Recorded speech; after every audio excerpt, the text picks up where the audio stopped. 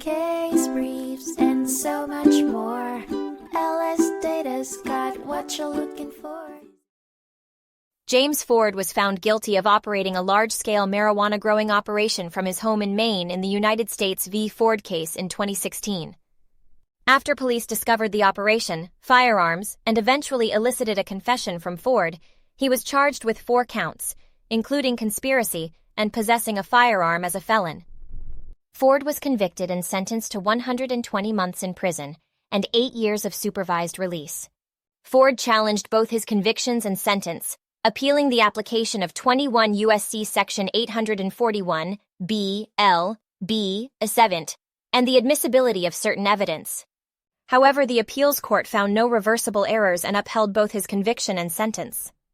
The case highlighted the constitutional right for every person to be treated fairly in a trial and sentencing. Case briefs, and so much more. LSData's got what you're looking for. Visit LSD.law, elevate your mind. Leave the stress of class.